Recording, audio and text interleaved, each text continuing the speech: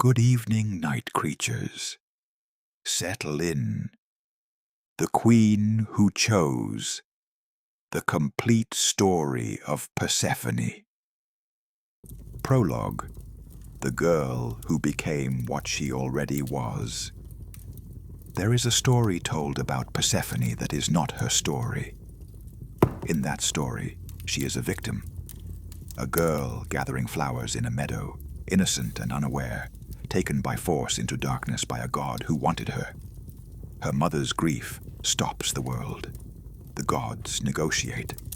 A compromise is reached.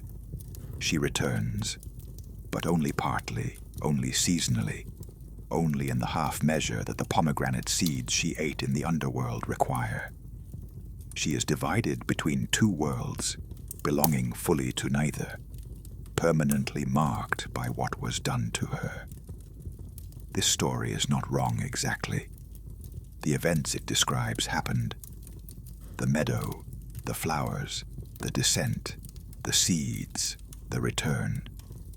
But the story mistakes the events for their meaning, mistakes what happened for what it was.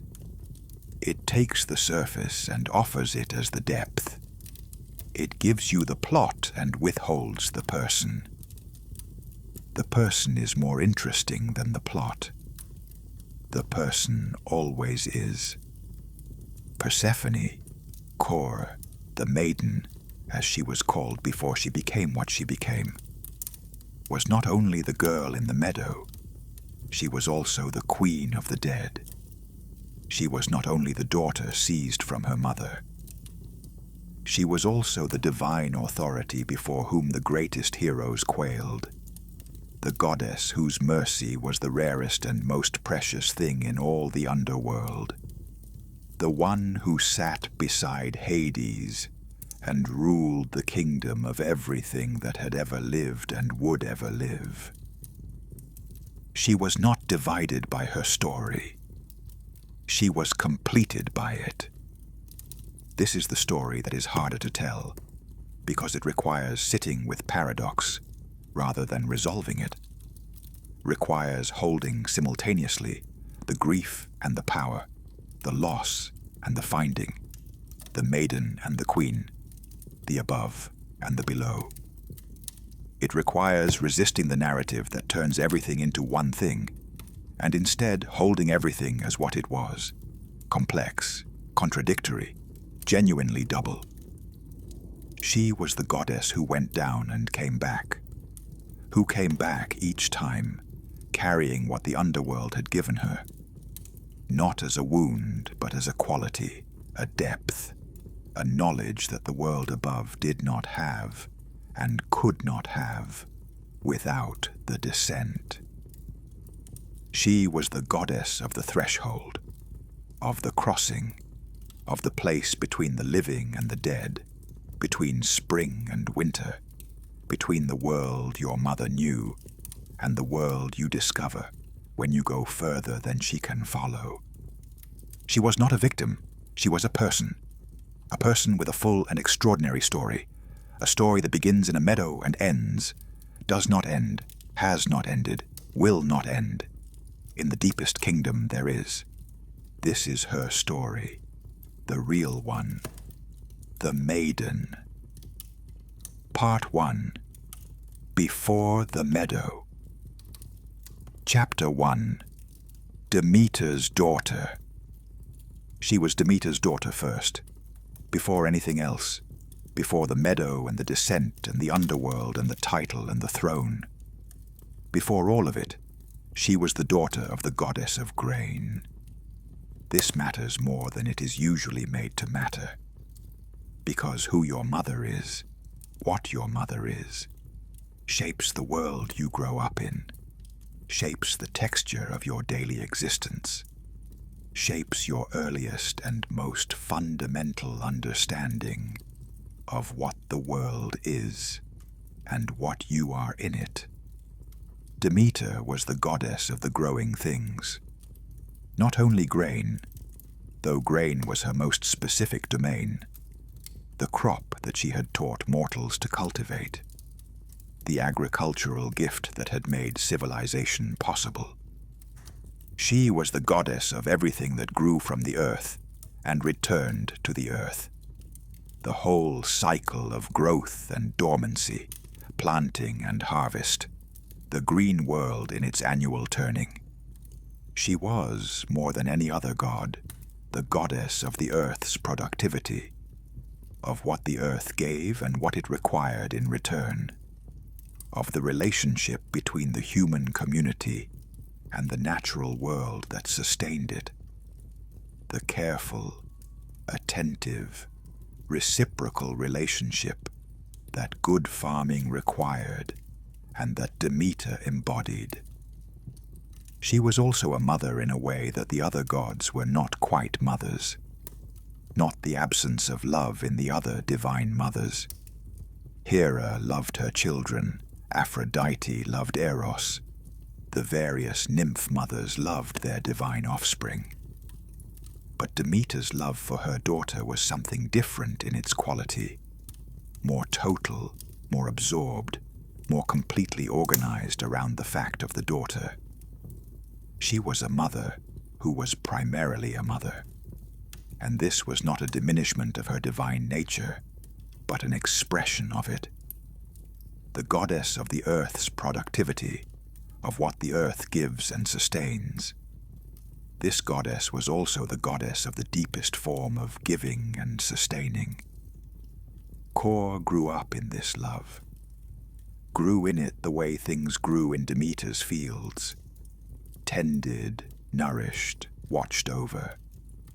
The daughter of the goddess of growth was herself a kind of growing thing, was herself the thing her mother tended most carefully, the crop she was most invested in, the green thing she most wanted to see flourish. This was love, and it was also something else. The fields that Demeter tended most carefully were also the fields most under her control. The thing she nourished most completely was also the thing she watched most vigilantly. The daughter who was her greatest love was also, in ways that neither of them could fully see while they were in the midst of it, the thing she held most tightly. Not from malice, from the same force that made her a great goddess of growth, the deep attention, the complete investment, the refusal to allow what she loved to be exposed to anything she had not prepared it for. She had not prepared her daughter for the Underworld. She had not prepared her daughter for Hades. She had not prepared her daughter for the part of the world that was not the green growing surface. The depth, the dark, the domain of what had already lived and what had not yet lived. The kingdom that was not Demeter's and could never be Demeter's. Chapter 2. The world she knew. Kor's world was her mother's world. This was not confinement in the physical sense. Demeter's domain was vast, was the entire cultivated surface of the earth, was everywhere that things grew. It was not small, but it was one world, the world above, the world of light and growth, of the seasons turning in their regular pattern, of the earth producing and resting and producing again, the world that was organized by the logic of cultivation. You plant, you tend, you harvest, you rest, you plant again. The world that was comprehensible in the terms that Demeter provided for comprehending it. Kor moved through this world with the ease of someone who had grown up in it and whose nature was matched to it. She was a creature of the surface, of the growing things, of the meadows and the mountains, and the company of the nymphs who were her companions and her playmates. She was, in the language of the mythology, the goddess of young girls, of the girls who were not yet women, who were still in the between state of being on their way to becoming something, who were in the spring of their own lives. This was a real thing she was, not only a title, not only a mythological function, the quality of being young and not yet determined, of being in the state of becoming rather than having become. She embodied this genuinely, was this in the deepest sense. She was the potential that had not yet resolved into the actual, the green thing that had not yet come to fruit.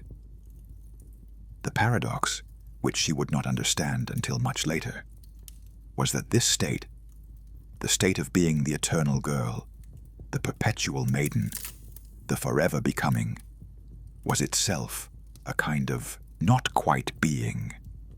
The potential that never actualizes is not the highest form of the potential. The green thing that never fruits has not fulfilled what it is.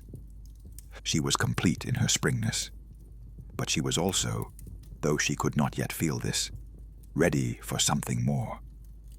Ready in the way that a seed is ready, that fullness of preparation that precedes the germination. She was ready, though she did not know it, for the meadow. Chapter 3. The Companions. The nymphs who were her companions were not incidental to her story. They were her world, the texture of her daily existence, the social environment in which her nature had developed, the beings who knew her most intimately in the time before everything changed. They were her age, in the mythological sense, young, semi-divine, creatures of the particular places they inhabited, and of the in-between state of the maiden that she shared with them. They gathered flowers together, played in the streams, sang to each other in the long afternoons, told stories in the evenings when the light was going. They were, in the most ordinary sense, friends. She was happy with them. This needs to be said plainly, without the qualification that would diminish it. She was happy. The world she had was not a prison. The life she lived was not a deprivation. She was young and free, and in the company of beings she loved in a world that was genuinely beautiful. The green, growing, sunlit world that her mother had made and maintained. The happiness was real, and then it was over.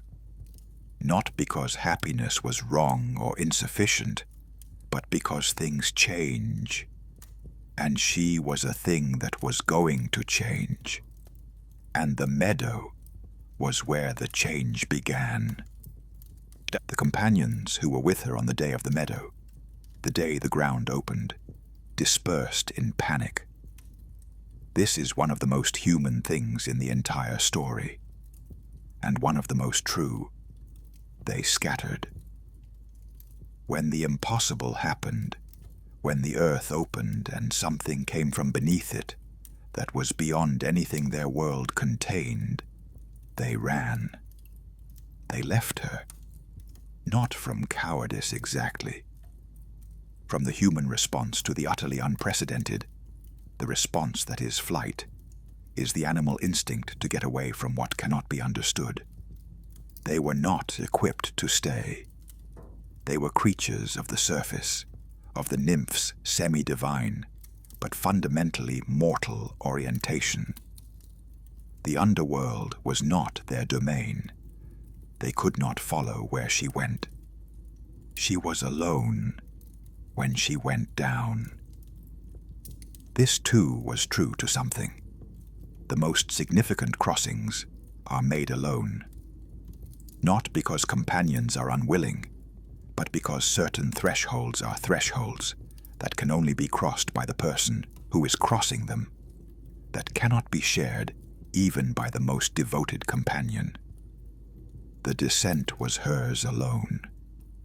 The return would also be hers alone, though differently. Chapter 4. The Meadow. The meadow was specific. The Greeks named it the plain of Nysa or various other locations depending on the tradition, and the specificity mattered.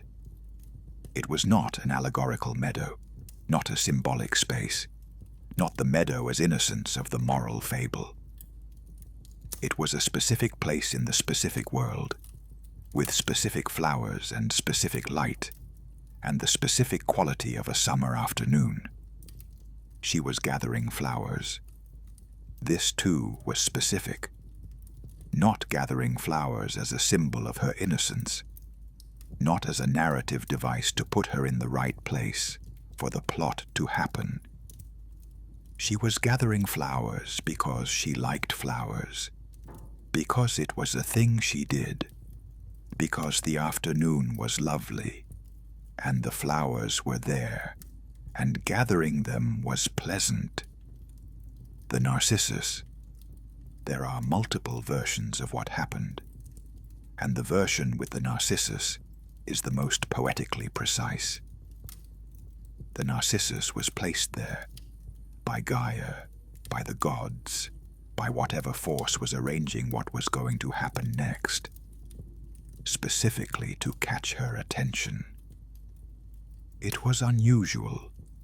It was more beautiful than the other flowers, or differently beautiful, with a beauty that had something of the uncanny in it, something that was not quite the ordinary surface world beauty of the wildflowers, but a beauty that pointed toward something else.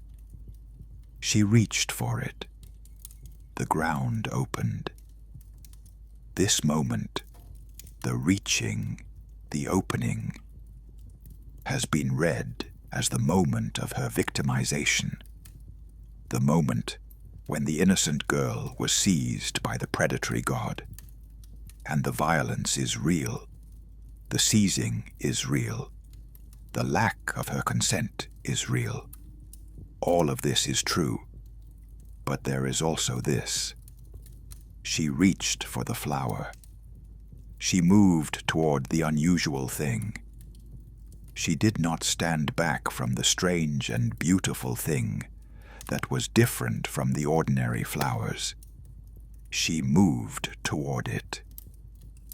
This is not a victim's movement, or rather, it is the movement of every person who has ever been drawn toward the thing that will change everything, who has reached for the unusual beauty without knowing what the reaching will cost, who has moved toward the edge without knowing that the edge was there.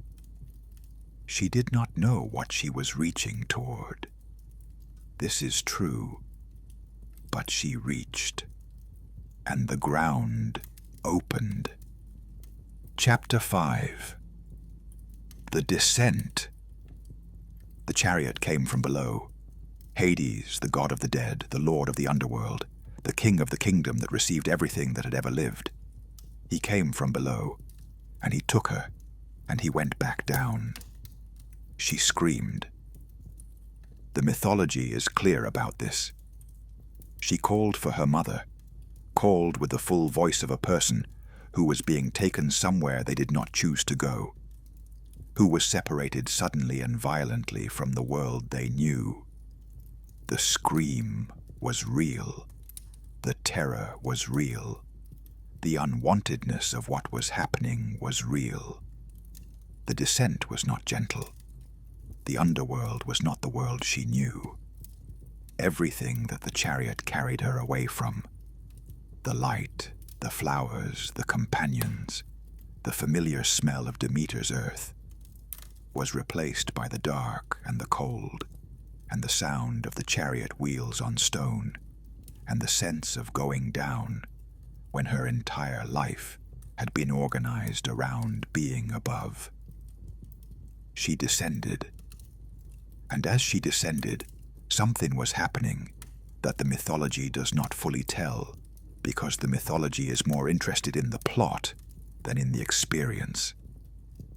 Something was happening inside her as the world above receded and the world below began to reveal itself.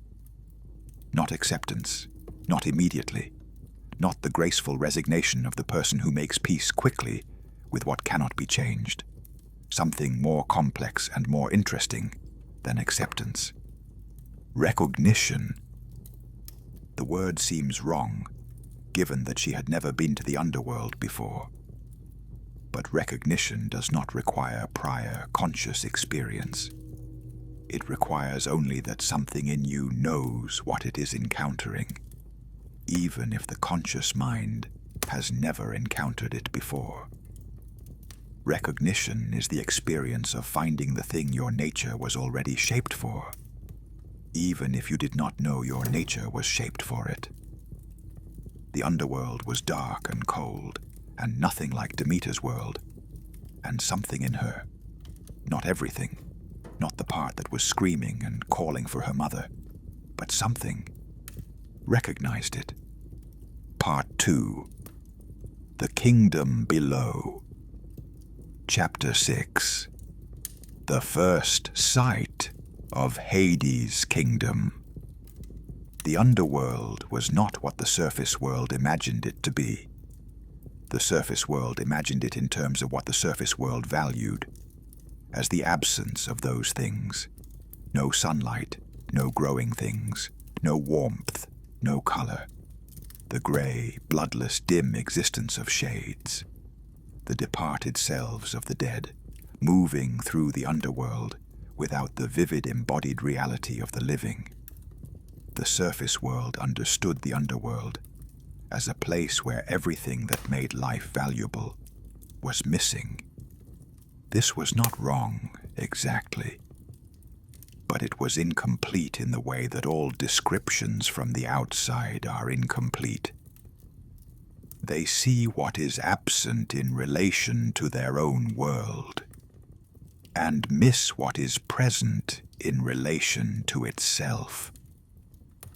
The underworld had its own reality, not the reality of the surface world diminished, but a genuinely different reality, the reality of completion, of things that had run their course, that had been what they were going to be, and were now what they were going to be from now on.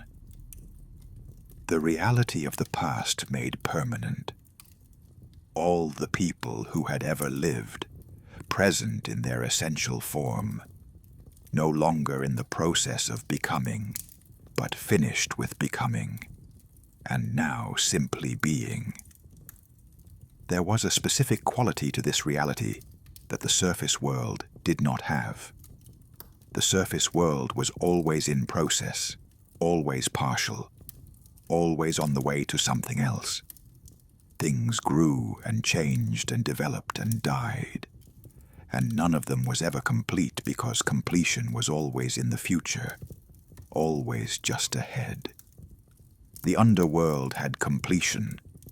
The dead were finished, not in the sense of having ceased to be, but in the sense of having achieved the fullness of what they were. Their stories were done.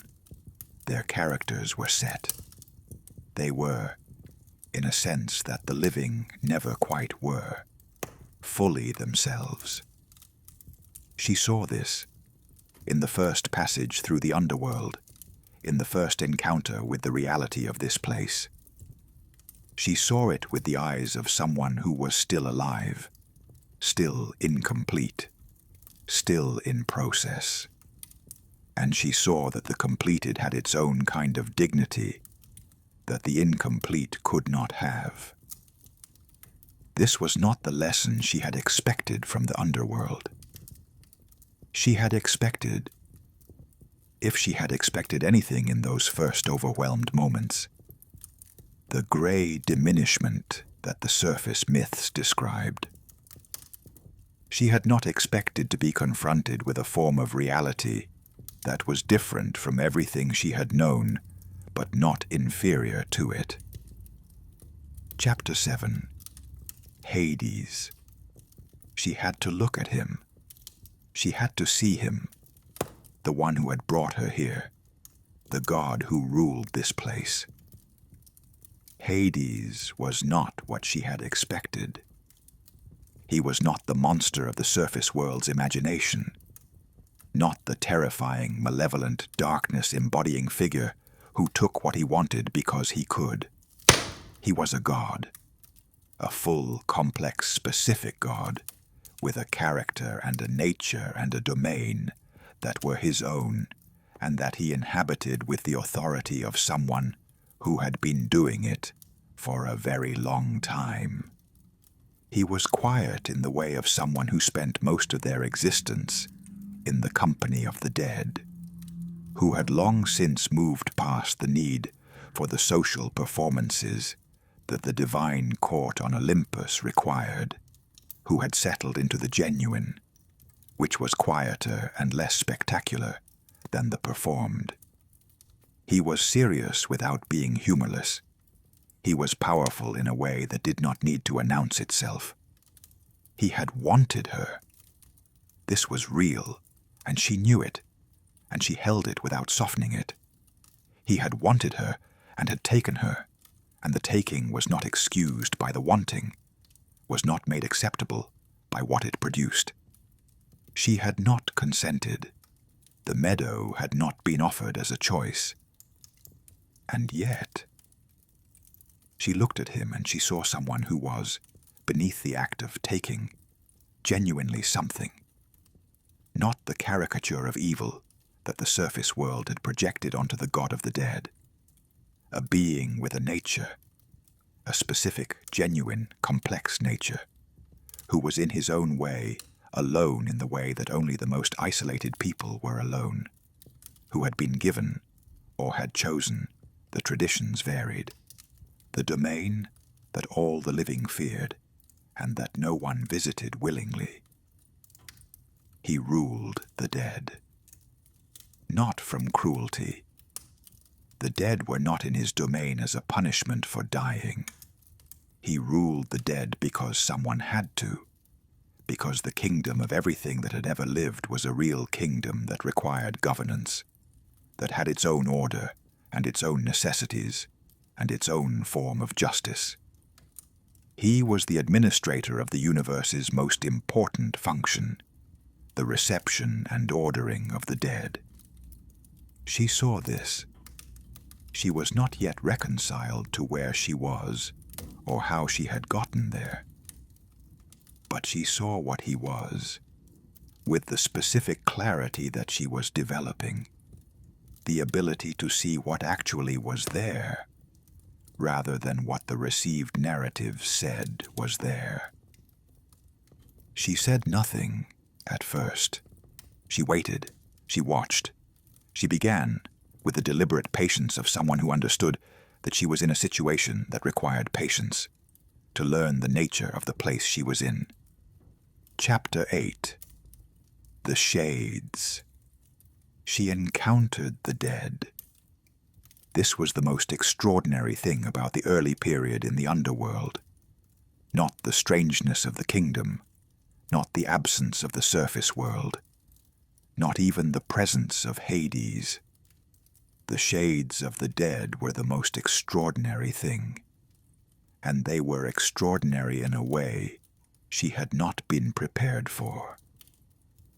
She had known, in the abstract way that the living know about death, that the underworld was where people went when they died. She had understood this as a category, the dead, the departed, the shades. She had not understood that the dead were people, not people as they had been in life. That specificity was dimmed in the underworld. The full embodied particular selfhood of the living reduced to the essential, to the character without the body's vivid complications, but people nonetheless.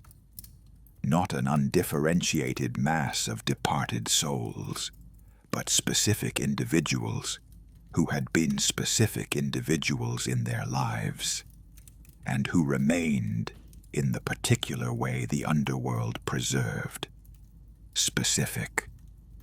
The old woman who had been a farmer's wife for 50 years in a village in Boeotia, and who still, in the underworld, had the quality of someone who had spent her life tending things and knowing the seasons. The young warrior who had died in a battle that had already been forgotten by the surface world, and who still carried the quality of his courage and his youth and his not-yet fullness that death had interrupted. The mother who had outlived her children and whose quality in the underworld was the quality of that specific grief, not as a wound that had not healed, but as the thing that had come to define what she essentially was. She moved among them with a specific attention that was becoming her characteristic mode, looking at each one, receiving each one as the specific person they were, not averaging them into a general category of the dead. This was the beginning of what would become her most important quality as queen, the capacity for individual attention, the capacity to see each shade not as one of the countless dead, but as the specific person who had come to the underworld from a specific life, with specific qualities that the underworld preserved in their essential form. The shades were drawn to her. This was immediately apparent. There was something in her presence that the dead responded to, something that the living brought that was different from the quality of everything else in the underworld. She was alive, and the living carried with them the warmth and the color and the specific quality of unfinishedness that the dead recognized and were moved by. She let them come to her. She listened to what they could communicate of their stories, with the patience of someone who understood that the story needed to be told, even if the telling was halting and partial. She was, without knowing it yet, learning to be the queen. Chapter 9. The Seasons of Her Absence. Above, the world was changing. Demeter had noticed. Of course she had noticed. She was Demeter, the goddess of the growing things, who attended to everything that grew with the comprehensive attention of the Divine Mother. She had noticed the absence in the first moments of it, and had gone looking, and had found, at the edge of the meadow, the scattered companions, and the disturbed earth, and the narcissus that was still there, fallen, and she had understood. Her daughter was gone. The grief that followed was not simply the grief of a mother for a missing child, was not the ordinary, devastating human grief of loss, though it was also that. It was the grief of a god whose domain was bound up with what she had lost, whose nature was not separable from the love she was feeling the loss of. Demeter without her daughter was Demeter with the most essential part of her nature removed. Was the goddess of growth who could no longer grow anything, the mother who could no longer tend, the goddess of the earth's productivity who had lost the thing that made productivity meaningful. The world stopped growing. This is the part of the mythology that every culture that encountered it understood immediately, that a mother's grief could stop the world, not as metaphor, as literal divine consequence. Demeter withdrew her attention from the fields, from the crops, from the whole project of the earth's productivity. Let winter come and not go. Let the spring that should have followed the winter simply not arrive. Let the growing things fail. The mortals began to starve. This was the pressure that eventually forced the gods to act. Not Demeter's grief alone. The gods could wait out a goddess's grief. But the starvation of the mortals who provided the sacrifices that sustained the gods was a practical problem that the divine order could not ignore. If the mortals starved, the sacrifices stopped. If the sacrifices stopped, the gods began to lose the sustenance of divine worship. If that was lost, the entire system of the divine world was threatened. Zeus sent Hermes to the underworld to negotiate the return. Meanwhile, in the kingdom below, something was happening that no one above had been paying sufficient attention to. Chapter 10. The choice that looked like no choice. She had not eaten. This was the thing about her time in the underworld that was most significant and most misunderstood. She had not eaten the food of the dead, whether from refusal, from grief, from stubbornness, from the knowledge, instinctive or explicit, that the food of the underworld bound you to it. She had not eaten.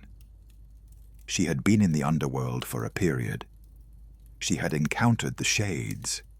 She had watched Hades rule his kingdom. She had begun, in ways she could not yet fully articulate, to understand the nature of this place and the nature of the being who ruled it. She had been, in ways she was only beginning to acknowledge, interested. And then the negotiation happened. Zeus and Demeter and Hermes, and the process of the divine order resolving the crisis of the stopped world. She was not consulted in this negotiation. Her return was arranged between the parties who had power over the situation, and she was the situation, was the thing being arranged around. This is one of the recurring injuries of her story. The way she was managed rather than consulted. The way the important decisions about her life were made by others who loved her, or wanted her, or had authority over her, without the basic courtesy of asking what she wanted. Before she left, before Hermes arrived and the return journey began, she ate the pomegranate seeds, 6 seeds in most versions, or 3 or 7, depending on the telling. The specific number varied. The fact of the eating did not. She took the seeds and she ate them. This is the moment around which the entire mythology turns, and it is the moment most in need of careful examination, because the easy reading is the reading that makes her passive, that makes the eating an accident, a deception, an act performed without understanding. The easy reading is that she ate without knowing what eating would mean. There is a harder reading and a truer one. She knew what she was doing. She knew, or knew enough, knew in the way that people know things before they fully acknowledge that they know them, that eating the food of the underworld was a binding act, that it would prevent the full return, that it would require her to come back. She ate anyway. Chapter 11. Why she ate. Why she ate is the question that her story has always been asking, and that has never been adequately answered. Every answer given is partial. Every answer given is also revealing. Revealing not only about her, but about whoever is giving the answer, and what they understand about what a person is, and why people do what they do. The easy answers first, and then the harder one. She ate because she was tricked. Hades, or Asclepius, who reported what she had done, arranged for her to eat without fully understanding the consequences. This answer makes her passive, makes her the victim she is supposed to be, preserves the reading in which everything was done to her. It is unsatisfying because it requires her to be less intelligent and less present than everything else in her story suggests she was. She ate because she was hungry. A physiological explanation for a divine being who had refused food for the entire duration of her time in the underworld, who suddenly, at the moment of departure, ate 6 seeds. This answer is not satisfying because it does not explain the timing or the specific food or the specific number. She ate because she had fallen in love with Hades. This is the romantic reading, and it has something to it, though love may not be quite the right word for what she had developed in her time in the underworld. She had developed something: interest, recognition, the beginning of a complex attachment that was different from the love she had known in the surface world. She had seen something in Hades that was real. Whether what she felt was love or something else, the eating had something to do with not being entirely unwilling to return. She ate because she had fallen in love with the underworld. This reading goes further than the romantic one, and is perhaps the closest to what was actually true. She had seen the underworld. She had understood something about it.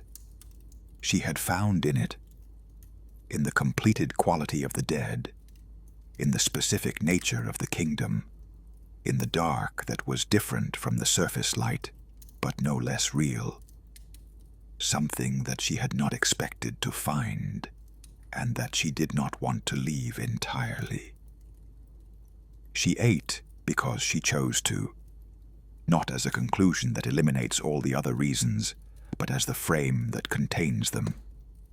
Whatever the specific motivations, whatever the mixture of love and hunger and recognition, and the desire not to be entirely without agency in her own story, whatever the reasons, she made a choice. The eating was her act. The seeds were her act. The binding to the underworld was her act. In a story in which so much had been done to her without her consent, she did this. Part 3. The Return and Its Conditions. Chapter 12. The Negotiation She Was Not Part of. Hermes came to the underworld with Zeus's decree. The girl was to be returned. The world above was dying. Demeter's grief was destroying the mortal world. The balance of the cosmos required the return. She was present for this. She was not consulted in it. Hermes addressed himself to Hades, and Hades and Hermes conducted the negotiation, and she listened to the negotiation of her own fate with the expression of someone who has learned, in a concentrated period, a great deal about the nature of the world she inhabited and her position in it. She was the prize. She was the object of the negotiation. She was the daughter being returned to the mother who needed her, and the wife being separated from the husband who had taken her. The pomegranate seeds changed the terms. Asclepius, the underworld gardener, the witness, the one who told what he had seen, reported what she had done. And the reporting of it changed what was possible. She had eaten the food of the dead. The rules of the underworld were clear. The food of the dead bound you to the underworld. She could not be returned completely, permanently. The eating had made that impossible. The compromise was reached, the year divided, part of her time with Demeter above, part of her time in the underworld below. The exact proportions varied by tradition. Some said half and half. Some said 1/3 below and 2/3 above. The specific proportion was less important than the structure. She belonged to both worlds. Neither world had her completely. Both worlds had her genuinely. She listened to this compromise being reached, and she felt... What did she feel? Something that was not quite relief, and not quite grief. Something more complex than either. The mixture of emotions appropriate to having achieved, through an act of will, the eating of the seeds that could not be fully acknowledged. A form of the fate that she had not known she wanted until she was on the verge of losing it. She was going back to the surface. She would see her mother. She would see the light and the growing things and the companions who had scattered in the meadow. She would also come back. She would always come back. Chapter 13. The Return to Demeter. The reunion with Demeter was extraordinary in the way that reunions between people who have truly feared they would not see each other again are extraordinary. Overwhelming, total.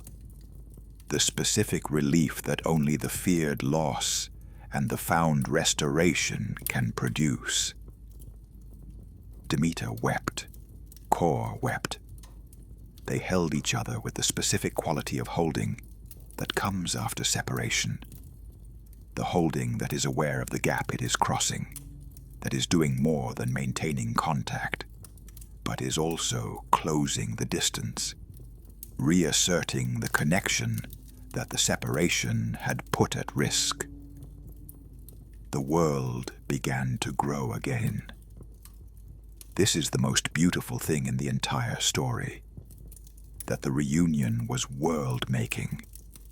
That the mother and daughter finding each other again was sufficient cause for the earth to resume its growth, for the spring to return, for the green world to come back from the dormancy that Demeter's grief had imposed on it. The reunion was the spring. The reunion was the growing world. The reunion was the event that made the world possible again. She was present in this reunion with her whole self. Her love for her mother was genuine, was not undermined by the complexity of what had happened, was not cancelled by what she had chosen in the underworld. She was glad to be back. She was glad to see her mother. She was glad to see the light. But she was also simultaneously carrying what she had brought back from the underworld, the knowledge of it, the quality of it, the understanding of what the underworld was, and what the dead were, and what completion meant, and what it was to sit in the presence of the most fundamental reality, the reality of everything that had ever lived in its finished form. She had not left this behind when she came back. She could not have left it behind, even if she had wanted to, because it was not a possession she carried, but a quality she had become. She had been to the underworld, and she had come back. And the person who came back was not the girl who had gone down. Demeter saw this. Demeter, who loved her daughter with the comprehensive attention of the Divine Mother, who knew her daughter more intimately than anyone, saw the change, saw that the daughter who had returned was not the same as the daughter who had been taken. This was Demeter's grief beneath the grief that the reunion could not resolve. Not the fear that her daughter was gone, which the reunion had resolved, but the recognition that the daughter who had come back was not the daughter who had left, that the girl she had known had become something else in the darkness, that the becoming could not be undone. She saw this. She did not speak of it. She held her daughter, the changed daughter, the daughter who was both herself and something more than what she had been. And she continued to grieve, quietly now, differently now, for the maiden who had not returned. The maiden had not returned because the maiden had become the queen.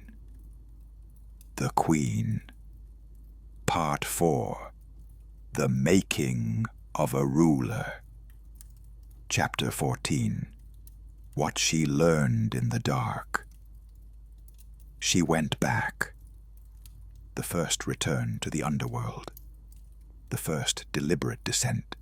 The first time she crossed the threshold, not as someone being taken, but as someone returning to where she belonged, at least for the season, was different from the first descent in every way that mattered.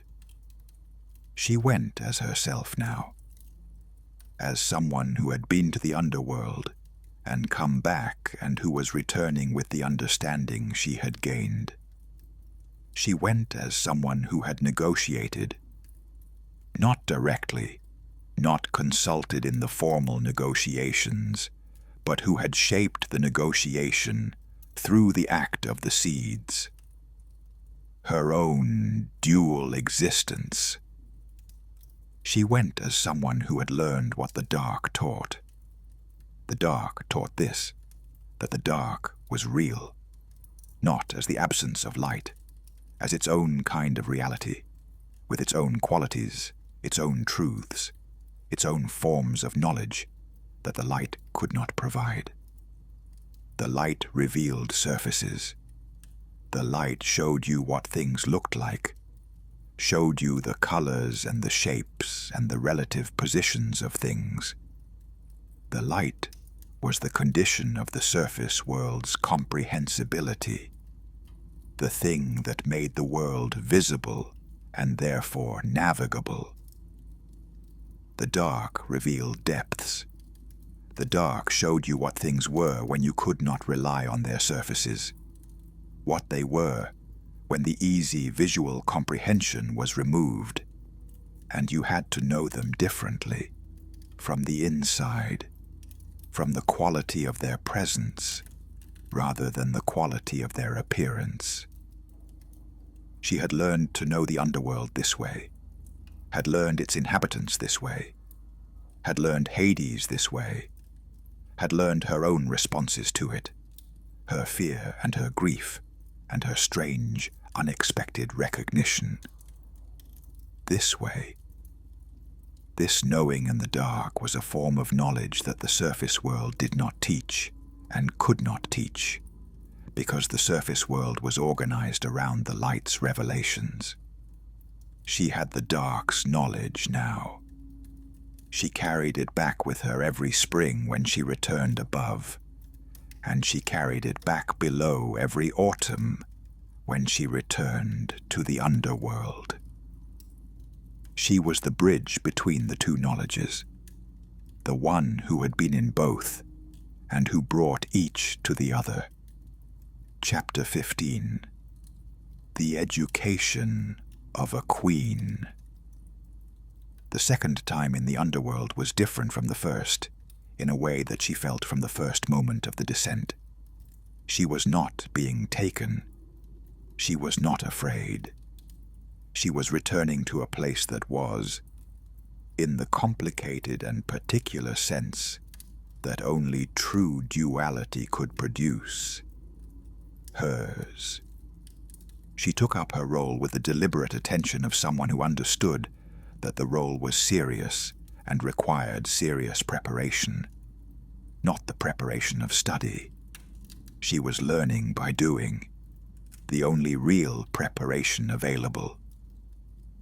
But the attention that took the role seriously, that understood what the Queen of the Underworld was responsible for, and what the responsibility required. She ruled alongside Hades, not beneath him, not as his subordinate. This was something she worked out early and held firmly, the boundary between partnership and subordination.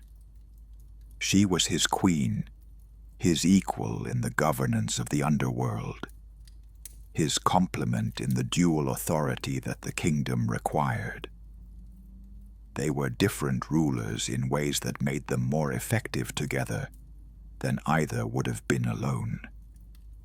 Hades governed with the comprehensive authority of someone who had been doing this since the world was organized into its current form. The long experience, the deep knowledge of the underworld structures and requirements, the patience that had been built by the management of an enormous and fundamentally static kingdom. He was excellent at the governance of what was established. She governed with the quality she had been developing since her first days in the underworld: the individual attention, the capacity to see each shade as a specific person with a specific story, the understanding of what the dead needed, not the physical needs they no longer had, but the needs that the dead had that were different from the needs of the living, the needs appropriate to their particular form of existence. The dead needed to be received. This was the most fundamental thing she understood about the underworld's governance, that Hades, who was himself never dead, could not fully understand from the inside. The dead needed someone who would receive them, who would look at them and see them as the specific people they had been, who would acknowledge what their lives had been, and what their deaths had been, and what they were now. She was this. She was the receiver. She became, in the underworld's governance, the presence that the dead were most drawn to and most comforted by. The queen, whose quality of reception made the underworld less terrible than it otherwise would have been. This was a genuine contribution to the governance of the cosmos, not visible from the surface, not celebrated in the mythology the way the Olympians' deeds were celebrated, but real in the most fundamental sense. The reception of the dead was one of the most important things that happened in the universe, and she was the one who did it most fully. Chapter 16. The nature of her authority. Her authority in the underworld was not the authority she would have had if she had remained above, if she had grown into the divine role that the surface world would have given her, the goddess of grain and growth that would have been the daughter's version of the mother's domain. That authority would have been the authority of the familiar, of the known domain, of the thing she had been raised for and trained in. It would have been real, and it would have been legitimate, and it would have been in the specific way of the authority that fits its domain, effective. The authority she had in the underworld was different. It was the authority of the person who had been somewhere that most had not been, who had survived what most had not survived, who had come through the descent and the dark and the death of the maiden self, and had emerged as the queen. It was the authority of transformation, the specific authority that comes from having undergone something that changed you, that came out the other side of it, with what the journey gave you. This authority had a quality of gravity that the surface authority she might have had would not have had. She had been to the deepest place. She had been in the presence of everything that had ever lived and died.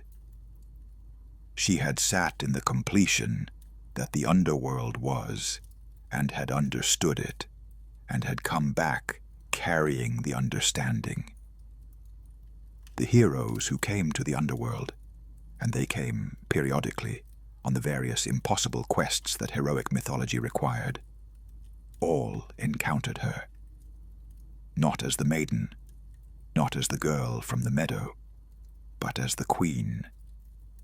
And the queen was formidable in a way that surprised them, because the mythology they carried was the mythology of the victim, and what they found was the ruler.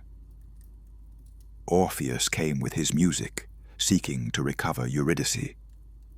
She heard his music, and she wept, not from weakness, not from the easy sentimentality that would make her a pushover, but because the music was genuinely extraordinary, and she was genuinely moved, and the underworld was not a place that did not permit the genuine response to genuine beauty. She was moved, and she was also clear-eyed about what was being asked, and about the conditions under which it could be granted. She argued for Eurydice's return.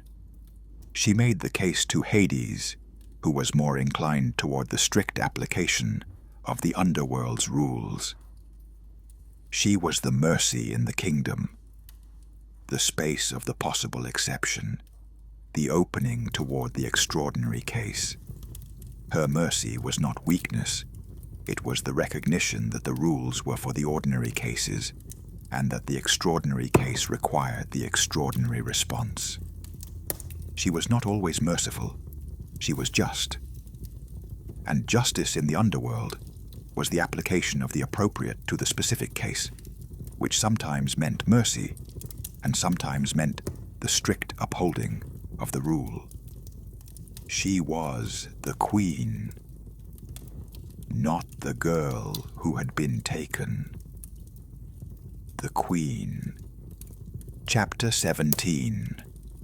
Hades and the Marriage. The relationship with Hades was one of the most complex things in her story. Complex in ways that the surface world's mythology tended not to fully engage with, because complexity required nuance, and nuance required sitting with contradictions that the simpler readings preferred to resolve. He had taken her without her consent. This was real, and she did not forget it, could not forget it, would not have it explained away, or excused, or contextualized into something other than what it was. The lack of consent was the foundation of the wrong, and the wrong was real. And she was his queen. This was also real. And the queenship was not the Stockholm syndrome that some readings tried to make it. The captive learning to love the captor as a survival strategy. It was something more complicated and more human than that. She had come to know him.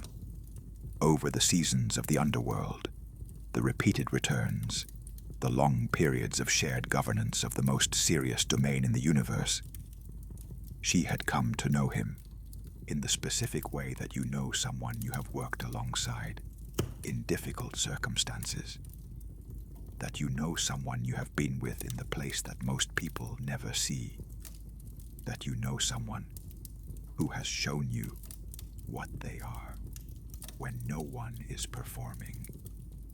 What he was, beneath the act of taking, beneath the mythology of the dark god, was a being who was profoundly alone, in a way that had become the condition of his existence. He governed the dead. He was not dead. He was not living in the way of the Olympians who are alive to the surface world's brightness and color and change. He was between, in the most fundamental sense, the ruler of the between state, who could not himself be in either of the states he governed the threshold between. He was alone with the dead. That was his existence. And then she was there. She understood the aloneness. She had her own version of it. The aloneness of the girl who was taken away from everything she knew, who had no companion in the descent, who was in a world that no one she had known had prepared her for. They had been alone together in the underworld, and the being alone together was its own kind of connection, Did she love him? The question is too simple for the complexity of what was between them. She had come to know him. She had come to respect aspects of what he was. She had come to care about certain things in him. The integrity, the seriousness, the capacity for stillness that was different from her mother's constant productive motion. She had come to be interested in the specific quality of his mind. This was real. Whether it was love in the sense that the surface world used the word, she could not say. It was the genuine relationship of two beings who had been placed in close proximity under extreme circumstances and had found in each other something that was worth knowing. She did not forgive him entirely. She did not hold it unendingly. She held it where it belonged, in the accurate place, the place where real wrongs go when they have been acknowledged and not resolved, which is the place of the irreducible, the thing that cannot be made to be something other than what it was. She was his queen. She was also the one who remembered the meadow. Both things were true, simultaneously, without resolution. Chapter 18. The Children of the Underworld. She was associated with certain figures in the underworld in ways that were almost parental, not because she had borne them, but because the quality of her relation to them had something of the nurturing in it, the care that her mother had given her, and that she expressed in her own domain, in her own way. The Furies, those terrible goddesses of righteous vengeance, the Erinyes who pursued those who violated the deepest bonds of blood and oath, were in some traditions under her authority. She did not command them in the crude sense, did not direct them like soldiers, but they operated within her domain, and their function, the enforcement of the deepest justice, the consequences that followed the violation of the most fundamental moral order, was a function she understood and supported. Justice was her concern, not the lighter justice of the surface world's courts, not the negotiated settlements and the balanced accounting of the Olympian order. The deep justice, the justice that was the consequence of what had been done, the reckoning that could not be avoided because it was woven into the nature of things. She had her own experience of injustice. The meadow, the taking, the negotiation conducted without her. She had not forgotten this. She had incorporated it into her understanding of what justice required and what its absence cost. The figures who came to the underworld for judgment received from her a quality of being seen that was different from the mechanical accounting that the mythology sometimes made of divine judgment. She saw them as the specific people they were, with the specific histories they had. She received what they brought with the attention she had developed. She did not excuse, she received. There was a difference, and the difference was everything. Part 5. The Dual Life. Chapter 19. The Returning. Spring and the Return. Every year, the return.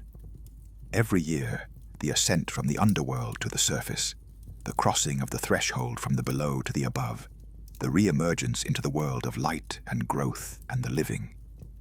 Every year, her mother was waiting. This was the most constant thing in her existence, the most reliable, the most deeply moving. Demeter, waiting. Demeter, who had never fully made her peace with the arrangement, who received her daughter each spring, with the relief that had not diminished with repetition, who held her each spring with the same quality of holding that the first reunion had produced. The world grew again with each return. This was the mythology's most beautiful claim, and it was also its most accurate, that the world's renewal was keyed to her return, that the spring was the consequence of the reunion, that the earth's growing was the earth's expression of the same joy that Demeter felt when her daughter came back. She returned to the surface, and the light, and the growing world, and her mother, and the nymphs who had scattered in the meadow, and the whole texture of the life she had lived before. She returned to all of it, and she was moved by all of it, and she carried the return with the same quality of full attention that she carried everything. But she was not the same person who had gone down. She was not the maiden who had been gathering flowers. She was the queen, returned for the season. She was the one who had been to the underworld and come back, who carried the underworld's knowledge into the surface world's spring. The spring that came with her return was not only the simple spring of before. It was the spring that came after the winter, the spring that was understood through the lens of its absence, the spring that the earth knew was temporary and precious, precisely because the winter was real. The spring that came after her absence was a more knowing spring than the spring of before, a spring that was green with the knowledge of the dark, that was warm with the knowledge of the cold, that was alive with the knowledge of the dead. She was this spring, not the simple, uncomplicated spring of the maiden who had never been to the underworld, the spring of the queen who returned from the underworld, the spring that knew what it was, that was joyful with the specific joy of the thing that has been restored, rather than the taken-for-granted joy of the thing that has never been lost. Chapter 20. The seasons of her being. She had become the explanation for the seasons, and the explanation was accurate.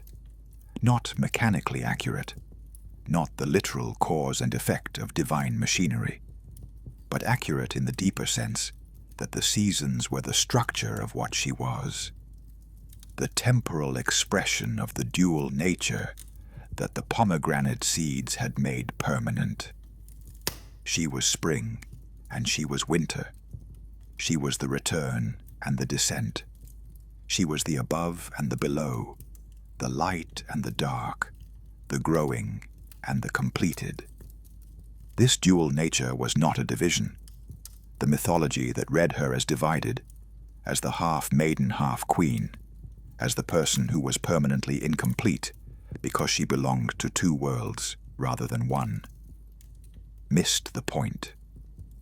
The dual nature was not a wound. It was the form of her wholeness. Wholeness was not the same as singleness. The person who was one thing in one domain and one thing in another was not divided, was the person whose single nature expressed itself differently in different conditions. She was the same person in the underworld and on the surface, the same attention, the same quality of presence, the same capacity for the specific reception of what was there, but expressed in different modes, in different registers, in response to the different requirements of the different realms.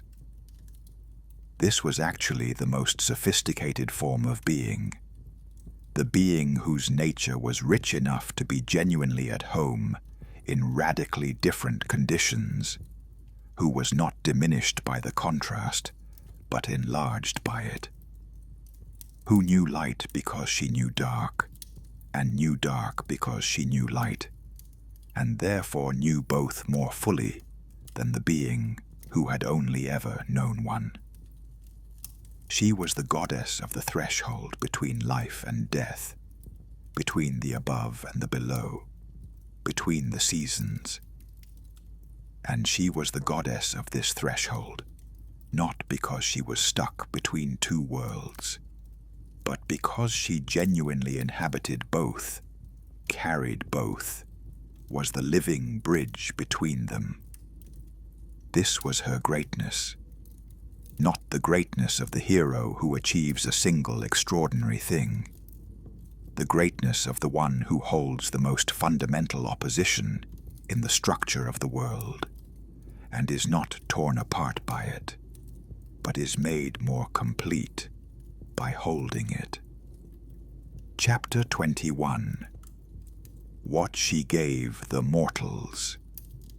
She was connected to the Eleusinian mysteries, the most important mystery tradition in the ancient world, the sacred rites performed at Eleusis that drew initiates from across the Greek world, that were maintained with extraordinary secrecy for centuries, that promised those who underwent them something about the nature of death and what lay beyond it.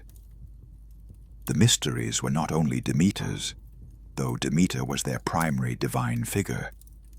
She was in them too, as the one who had been to the underworld and returned, as the one who had crossed the threshold and come back, as the one who knew from personal experience what the initiates were being prepared to face.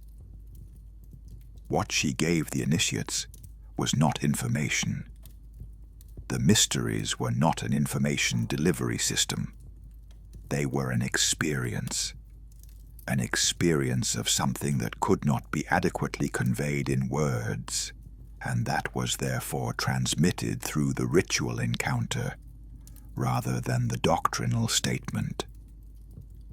What she gave was her own experience, translated into the form that mortal human beings could receive it in. The experience of the descent, the experience of the dark, the experience of what was on the other side of the threshold, between the living and the dead, between the organized self and the dissolution, between the before and the after. The initiates who went through the mysteries came back changed. This was consistently reported across the centuries of the tradition's existence by people who had undergone it, not changed in their external circumstances, changed in their relationship to death, changed in their fear of it, in their understanding of what it was and what came after it.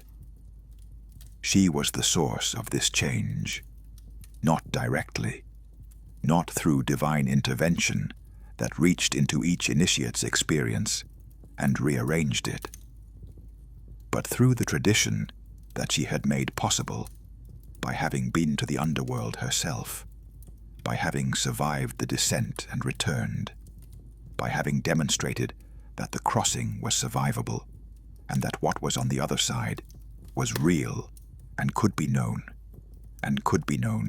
without being destroyed by the knowing.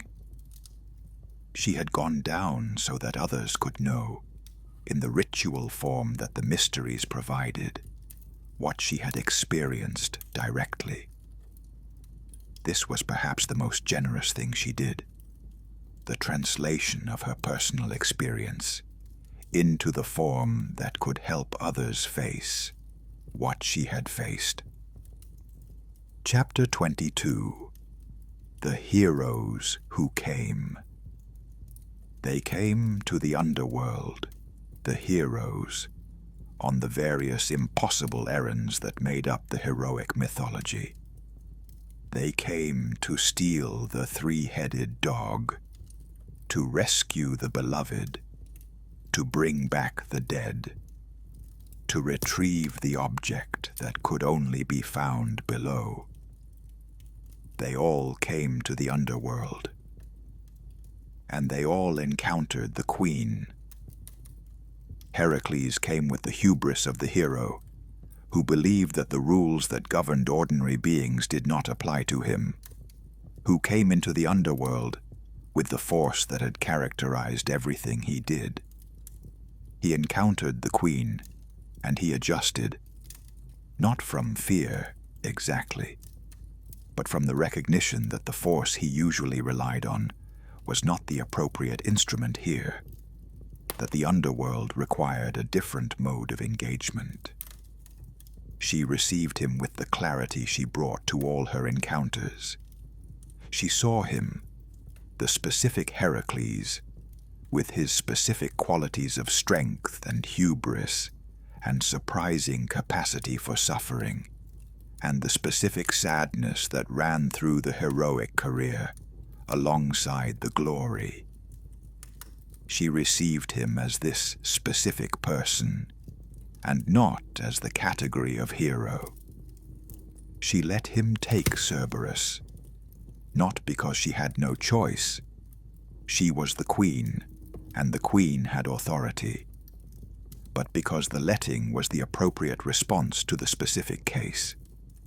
He had earned a form of the extraordinary exception. She recognized this, and she acted on the recognition. Orpheus came with his music, and the music was the most extraordinary thing she had encountered in her time as queen. The music of Orpheus was not the ordinary music of the surface world. It was the music that crossed the boundary between what could be expressed and what could not. The music that carried directly what could not be said directly. She wept. She let the weeping be visible, because the situation required the genuine response, and she was not the queen who performed queenship. The music deserved the weeping. The love that had produced the music deserved the response of being moved by it. She argued for Eurydice's return. She made the case with the quality of argument that she brought to the governance of the underworld, clear, specific, attuned to the particularity of the case, grounded in the genuine value of what was being asked for. She won the argument, or participated in the winning of it, and the conditions were set. She knew, even in the granting, that Orpheus might not be able to fulfill the condition. She knew that love of this quality and this passion was also the love most liable to the anxiety that undid it, the love that could not trust the gift because the love was too large to be contained within the trust. She knew this, and she granted the return anyway, because the granting was right, regardless of whether the fulfilling was guaranteed. She did not rescue Orpheus from himself when he turned. She was not able to, and it would not have been hers to do if she had been able. She watched him lose what he had been given, and she held the grief of it. Not for Orpheus, who had made his choice, but for Eurydice, who had been so close. She received Eurydice back with the specific care of someone who understood what the second death meant. The death after the possibility of return had briefly existed. The second death was harder than the first. She received Eurydice with this understanding, and with the quality of attention that acknowledged it. The heroes who came to the underworld were not the center of the underworld story. They were visitors. She was the resident, the queen, the one who was there before and after each heroic visit, who received what the heroic era brought to her domain, and who managed the domain before and after the hero left. The depth. Part 6. What she understood. Chapter 23. The Knowledge of Completion.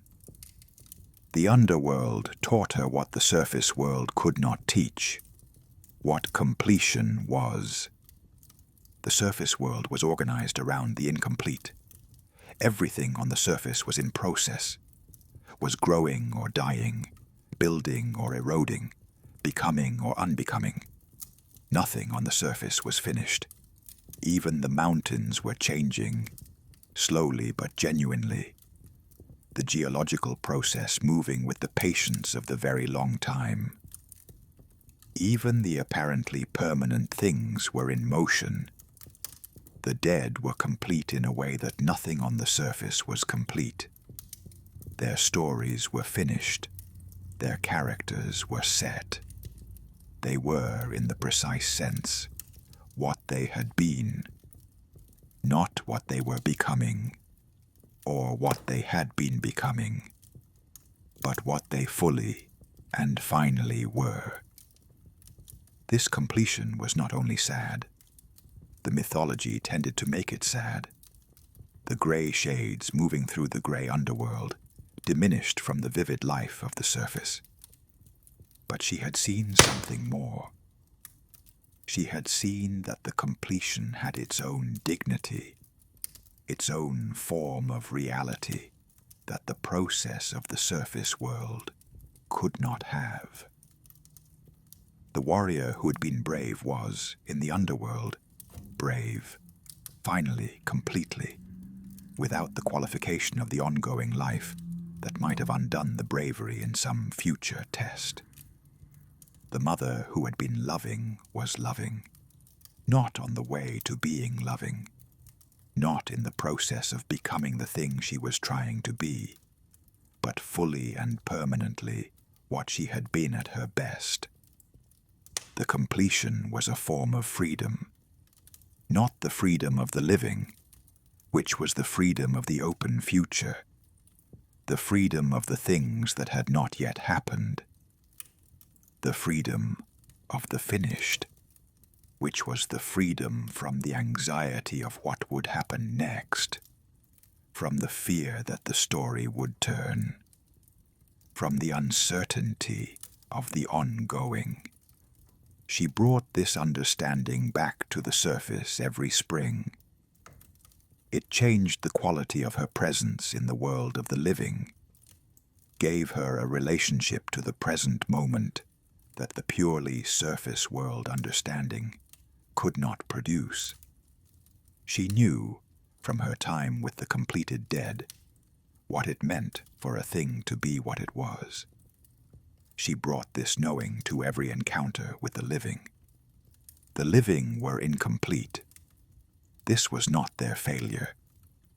It was their condition, the condition of being alive, of being in process.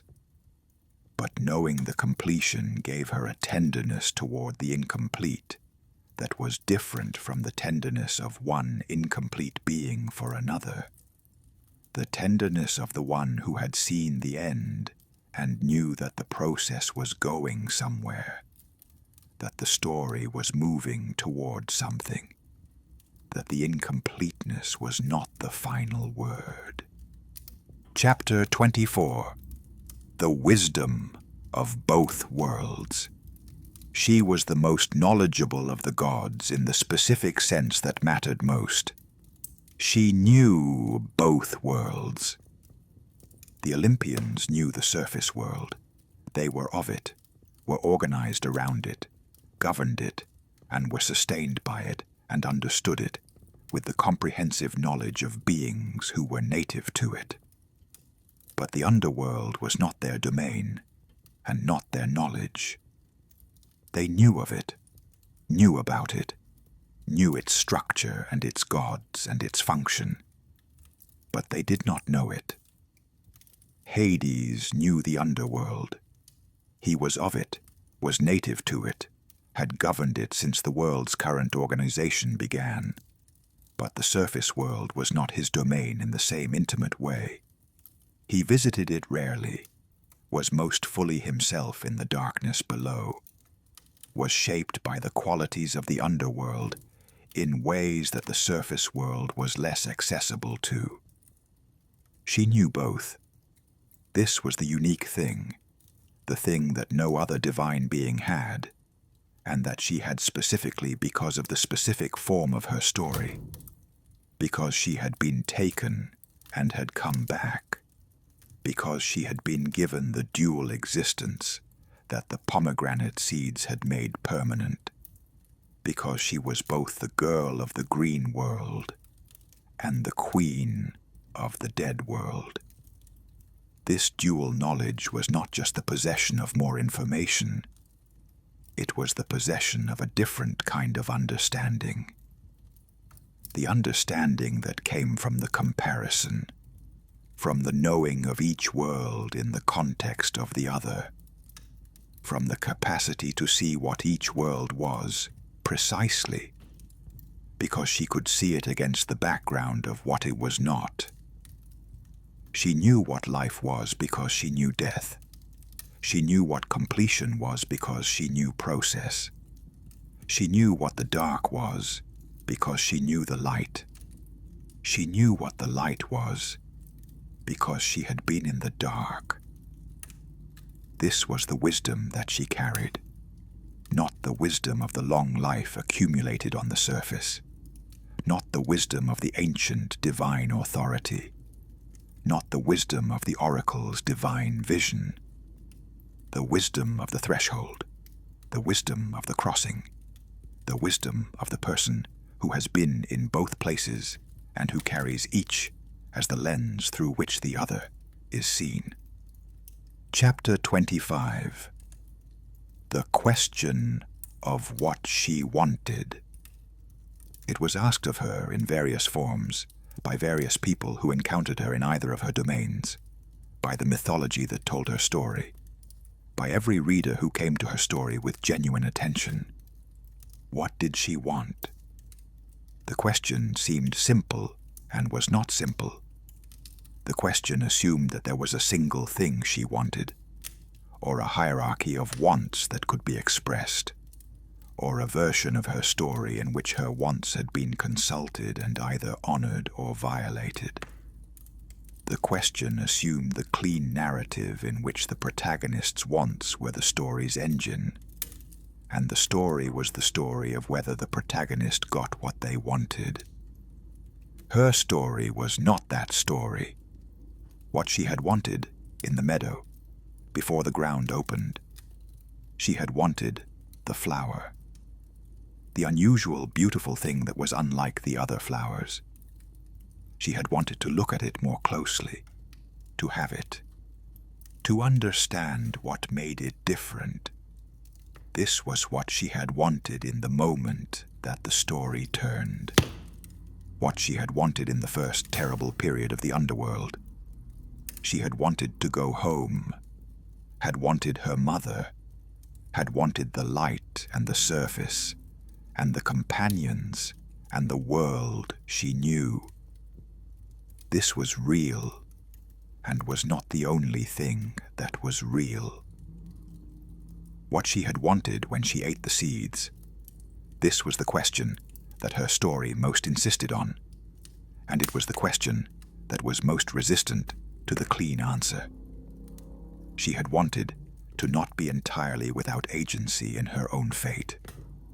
She had wanted to not be entirely returned, forever and completely, to the world of the maiden she had been before the descent. She had wanted to carry forward what the Underworld had given her. She had wanted to come back. Whether these wants justified the eating, whether the eating was a choice that honored her autonomy, or an act that was shaped by forces she could not fully name, she did not try to settle this. She held it as the unresolved thing it was, the act that was both hers and not entirely hers, that expressed her will and was also the product of conditions she had not chosen. What she wanted now,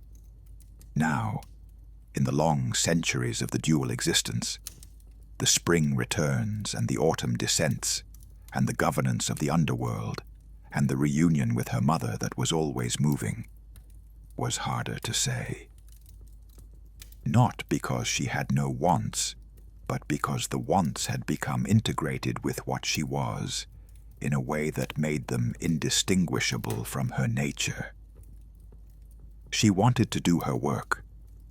She wanted to receive the dead with the full attention they deserved. She wanted to return each spring and feel the earth under her feet and her mother's arms around her. She wanted to rule well, with justice and with the appropriate mercy. She wanted to carry the knowledge of each world to the other. She wanted, perhaps most fundamentally, to be what she was, the queen who had been the maiden, the one who had been below and above, the one who knew what completion was because she had been in its presence, and what process was because she was still in the middle of it. She wanted to be fully what she had become. And this she had. Part 7. The Long Reign. Chapter 26. Through the Heroic Age. She watched the heroic age from her position at the threshold. She was in the underworld receiving the heroes as they died. And they all died in the way of the heroic, not quietly, not in old age, but in the manner that heroic lives required of heroic deaths. The great figures of the age came to her one by one. She received Achilles, the greatest of the warriors, the one around whom the most important of the wars had turned. She received him with the attention that his specific quality deserved. Not the deference of the worshipper before the great hero. The reception of the queen for the specific shade that had arrived. Achilles in the underworld was Achilles without his speed and his armor and the specific qualities that had made him great in life. He was the essential Achilles, the character beneath the performance of the heroic, the specific human being who had chosen a short, glorious life over a long, obscure one, and who was now living, dying, residing in the long, obscure existence that the short, glorious life had purchased. She saw him, not as the mythology made him, not as the greatest hero, or the paradigm of the tragic choice, or the central figure of the central war. As the specific person he was, with the specific quality of his specific nature, in the specific underworld state that his life had produced. She received him well. She received all of them well. The heroes and the ordinary mortals, and the kings and the slaves, and the women who were never counted in the heroic catalogues, but who arrived in her domain in numbers that dwarfed the heroes. She received all of them with the same quality of attention, the attention that did not distinguish between the famous and the unknown, between the celebrated and the forgotten. This was one of the things the underworld's democracy required of its queen, the equality of reception. The dead were not ranked in the underworld the way the living had ranked themselves. The hero and the slave arrived in the same condition. The powerful and the powerless came through the same gates. The famous and the forgotten received the same reception. She was the instrument of this equality, not in any explicit or proclaimed sense, not through a declaration of the underworld's democratic principles, but through the practice of her attention, which was equal, which received each shade as the specific person they were, without reference to the hierarchies they had occupied in life.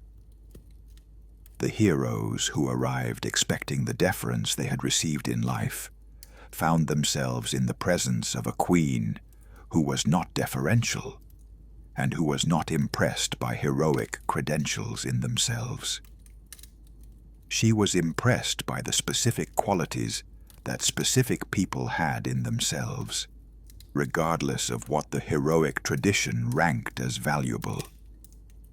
This was a form of justice, not a proclaimed justice, not a justice with a name. The justice of being fully seen. Chapter 27. The Descent of Orpheus and the Question of Mercy. She has thought about Orpheus more than about almost any other figure who came to the underworld. Not about his music, though his music was extraordinary, and she has not forgotten it, and would not forget it. About what his coming and his failure said about the nature of what she governed, and the nature of mercy and the nature of love. Orpheus came for Eurydice because he could not bear her death, not because he refused to accept that death was real. He did not refuse this, was not under the illusion that the dead could be made simply to return.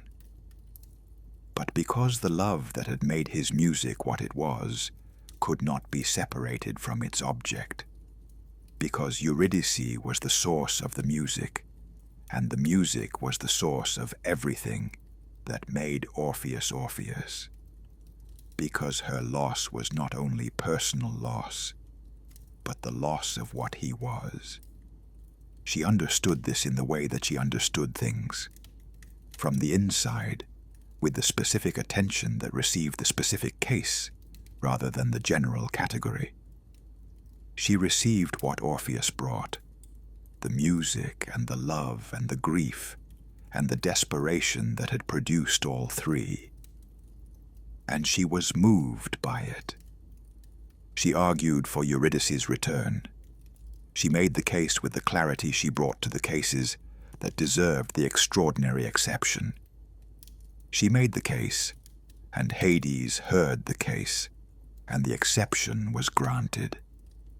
And then Orpheus lost Eurydice again. The second loss was worse than the first, and she knew this before it happened, because she knew what it was to be close to the return, and to have the return taken back. She knew it from her own story, from the negotiation that had been conducted without her, from the arrangement that had been almost a full return, and was not. Orpheus could not trust the gift. The love that was large enough to move the lords of the dead was also the love that was too large to be contained within the simple trust of a god's promise. He needed to see her. He needed to know she was there. He could not wait the length of the walk from the underworld to the surface without turning. This was not weakness exactly.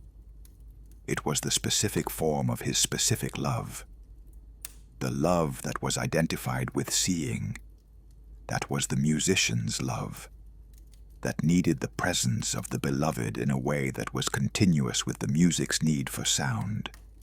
He could not make music about Eurydice walking behind him without being able to hear her, and he could not hear enough in the silence behind him to be sure, and the unsureness became unbearable.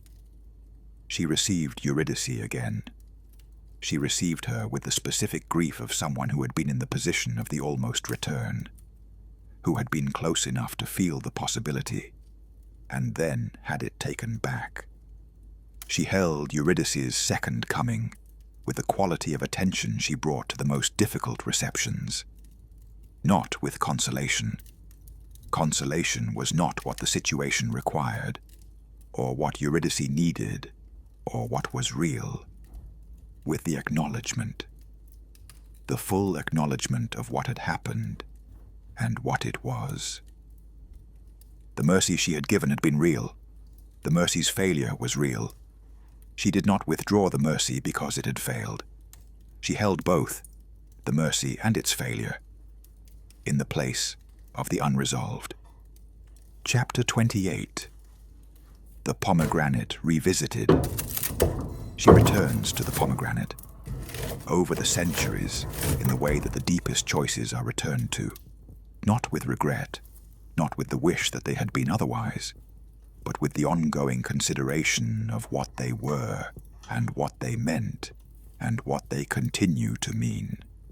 The 6 seeds, the red fruit, the underworld's food eaten in the moment of departure. The act is hers. She maintains this, whatever the mixture of motivations, whatever the conditions that shaped it, whatever the partial unknowing that was part of it. She ate the seeds. The act is hers.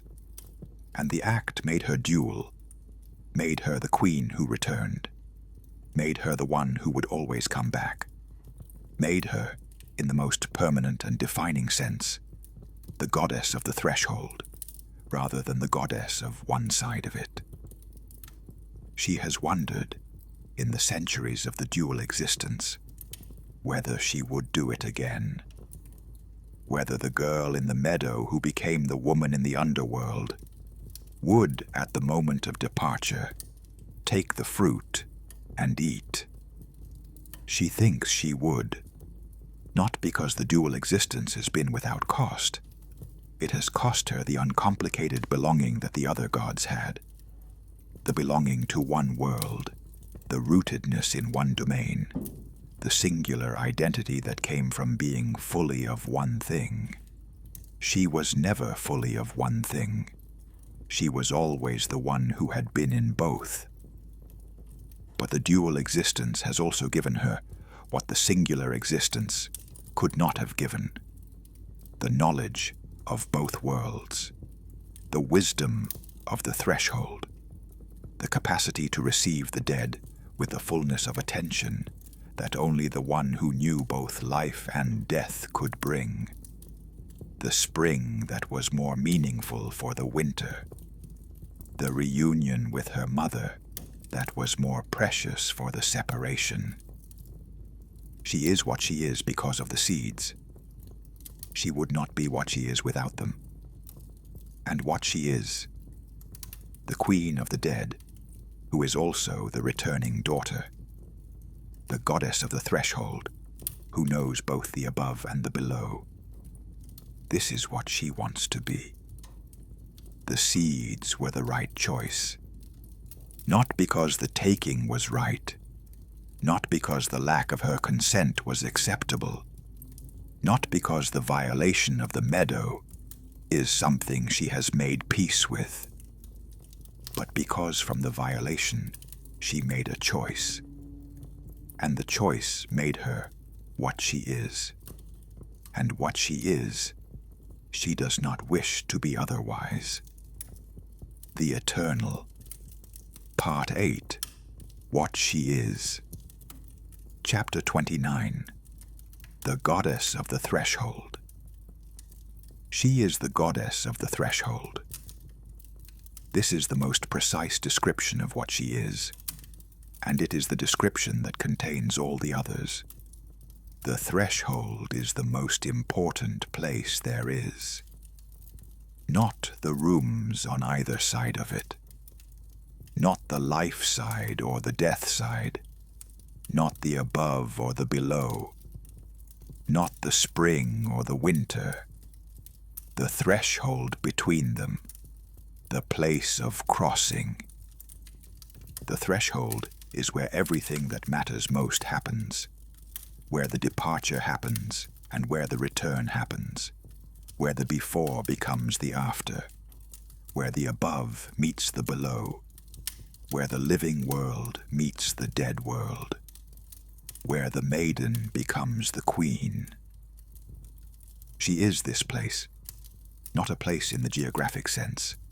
She is not a location, but the quality of the threshold, the divine reality of the between, the sacred dimension of the crossing. Every crossing has her quality, every departure from what is known toward what is unknown, every descent into the darkness that precedes the emergence into a different light, every death, and every grief, and every winter, and every loss that is also the precondition of the return. Every return, and every spring, and every reunion, and every moment when what was lost is found again.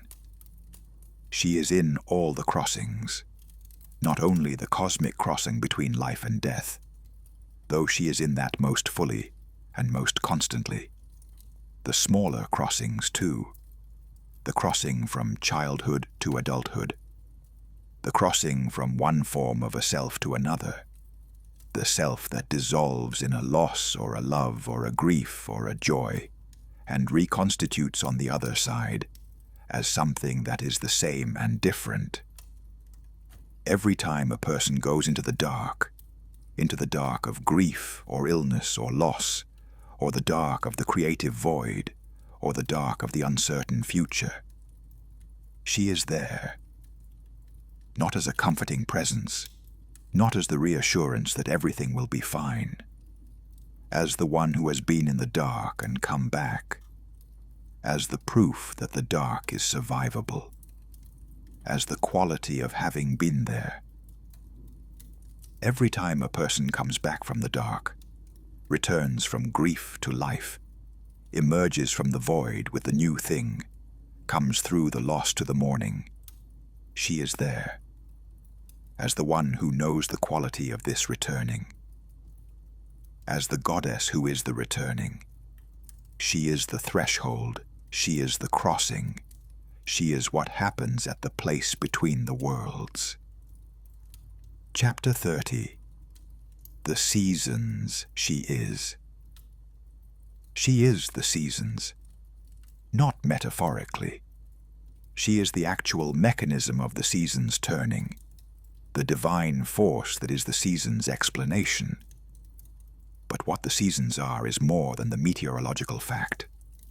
The seasons are the way the world tells its story of loss and return, of the descent and the coming back, of the winter that is real, and the spring that is real, and the truth that both are real, and that the truth requires both.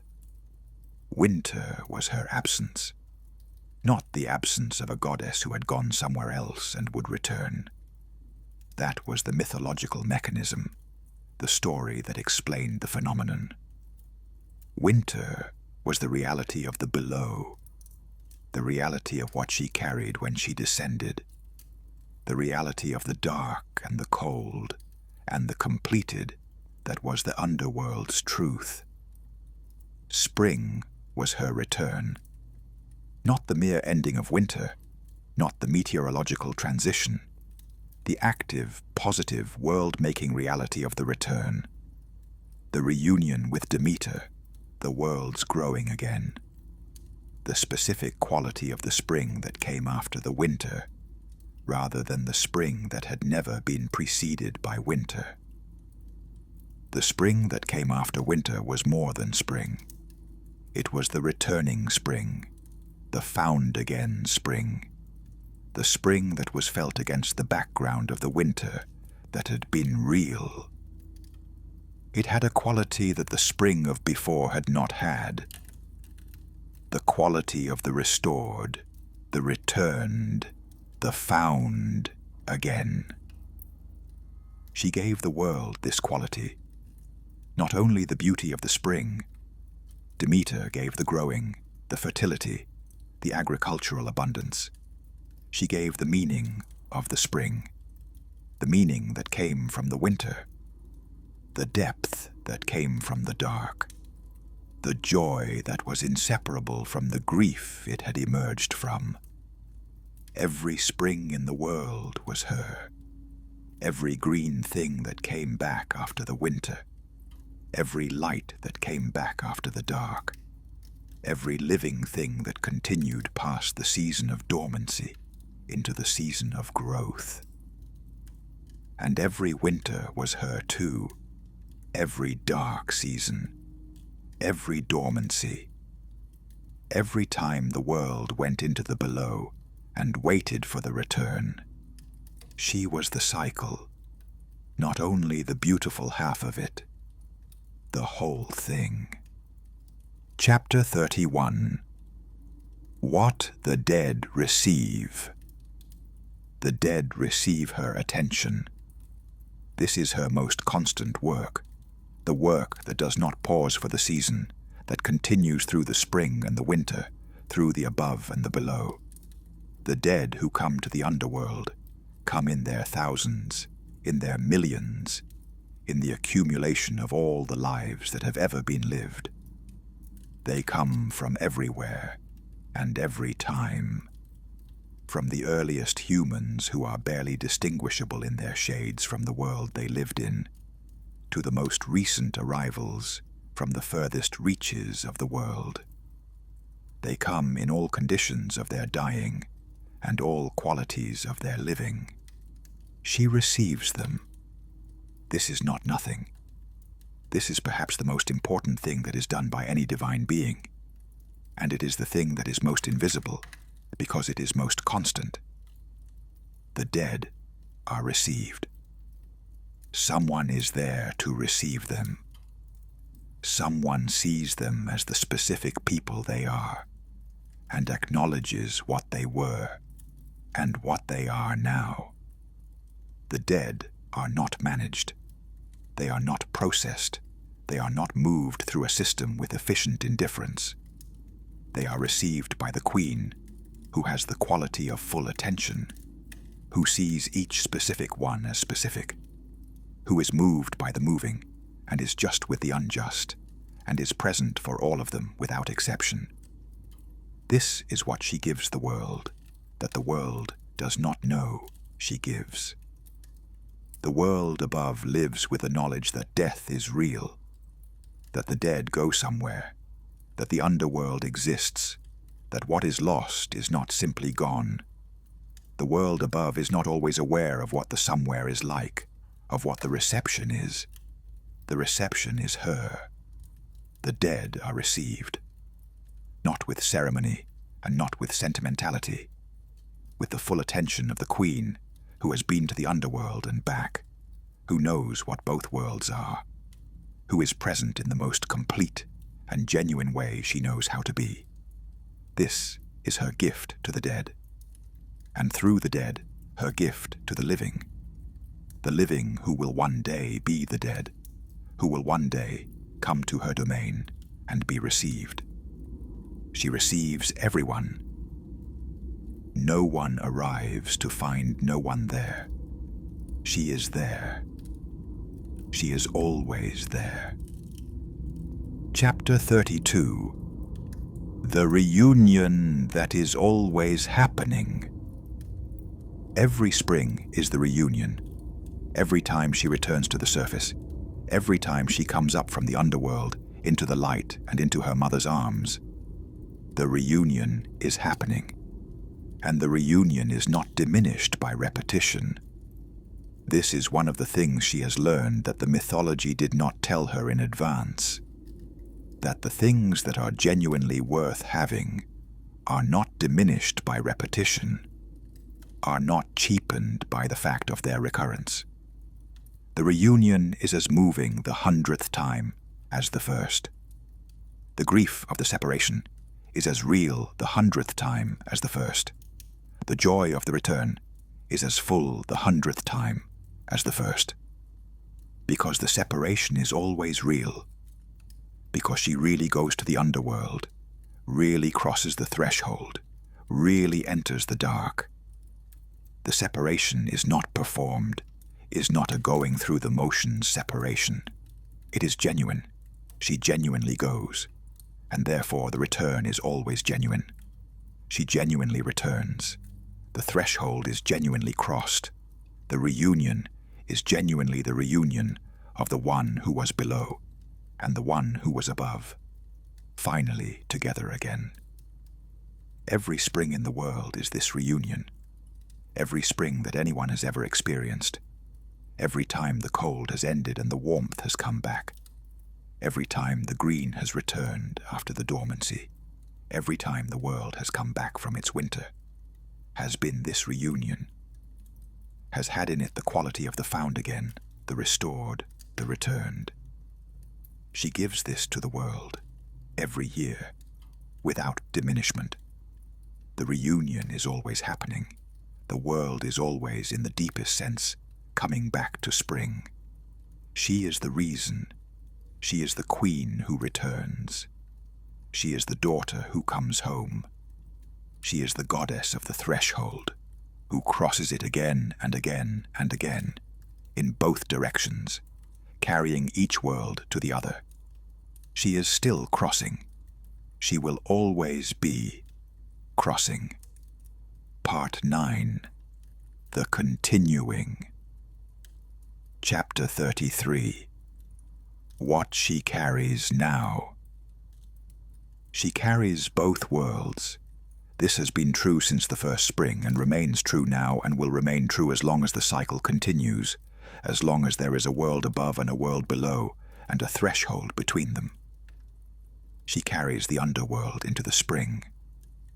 She carries the quality of the completed into the world of the incomplete, the knowledge of the dark into the world of the light, the presence of the dead into the world of the living. The spring that comes with her return is the spring informed by the winter, the spring that knows what it is, that is green with the knowledge of the dark it came from. She carries the spring into the underworld. She carries the quality of the living into the kingdom of the dead, the warmth and the color and the specific vividness of the above into the below. Her presence in the underworld is the underworld's connection to the living world, the reminder that there is a world above, that the cycle continues, that the below is not everything. This carrying is her essential work, not the queenship, not the reception of the dead, not the governance of the underworld. All of these are expressions of the essential work, but the essential work is the carrying of each world to the other, the being, the bridge. She is the bridge. She has always been the bridge.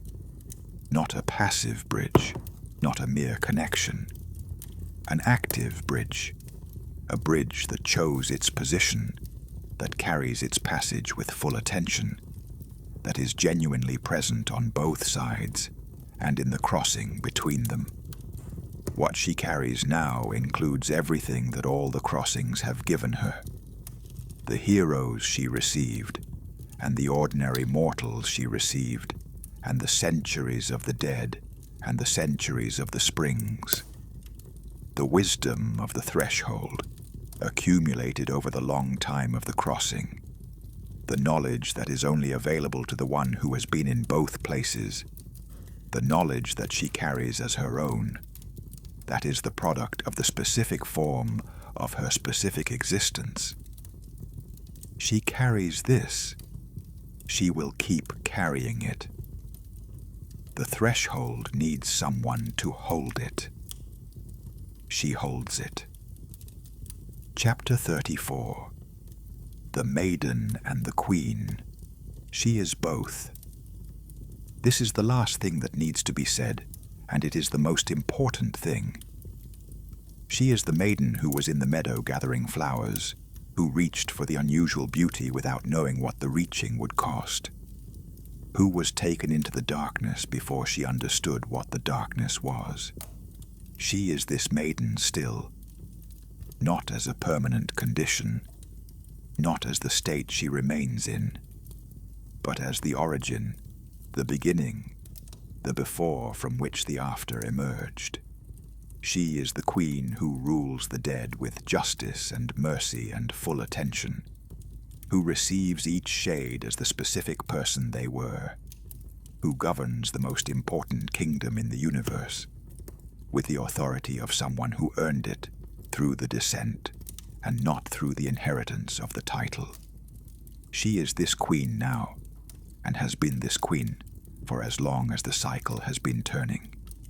She is both simultaneously, not divided between them, not alternating between them, both at once, in the way that a person can be the child they were and the adult they are simultaneously, can be the person before the significant experience and the person after it, can carry both the before and the after as aspects of the single self that is the product of the entire story.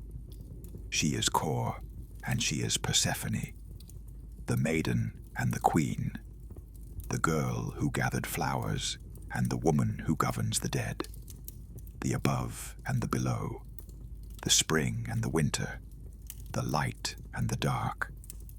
This is her wholeness, not the wholeness of the single thing, the uncomplicated unity, the wholeness of the thing that has been through the complexity and held it and been made more complete by holding it.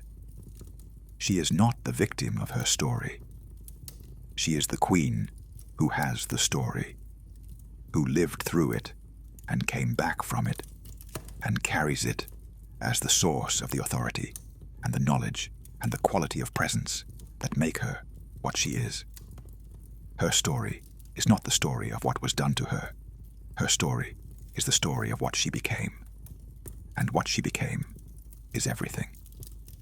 Chapter 35. The spring that always returns. The spring returns, every year without fail, after the winter that is real, and the cold that is real, and the dark that is real. The spring returns. The green comes back. The warmth comes back. The growing world comes back from its dormancy. It comes back because she comes back, not as the mechanical cause of the meteorological effect, not as the lever that moves the world from one season to another through divine machinery, as the divine reality that the seasons express, as the goddess of the threshold who crosses it again, who returns from the below to the above, who brings back with her the quality of the spring that knows what it is because it has known what it is not. She returns. She returns with her mother's arms around her, and the world growing under her feet, and the light that is more vivid because she has been in the dark. She returns carrying the Underworld's knowledge and the Underworld's queen's authority, and the Underworld's completed quality, carrying all of it into the spring that receives her. And the world grows. This is the thing that has not changed, and does not change. The world grows when she returns, not as the effect of the divine cause, not as the mechanical consequence of the seasonal transition, as the genuine expression of the genuine reunion, the world growing because the world is glad, because the thing that was gone has come back, because the cycle has been completed again, and the returning has happened. The spring that comes with her return is not only Demeter's spring, it is Demeter's spring and her spring. The mother's growth and the daughter's return, the fertility of the earth and the crossing of the threshold, the above and the below meeting in the moment of the reunion, and the world flowering out of that meeting. She is the spring's depth. The spring is green because she is in it, carrying the dark that makes the green meaningful, carrying the below that makes the above possible, carrying the queen that makes the maiden's return, the return of someone who has been somewhere and come back, rather than simply the reappearance of the one who had been absent. She returns. The spring comes. The world grows. This has always been true. This will always be true. She is the queen who returns. She is the daughter who comes home. She is the goddess of the threshold who crosses it again, and who will always cross it again, carrying both worlds in the crossing, being the bridge between the above and the below, the maiden and the queen, the gone and the returned. She is Persephone. She is still crossing. Epilogue. The flower that started everything. There is a flower in a meadow.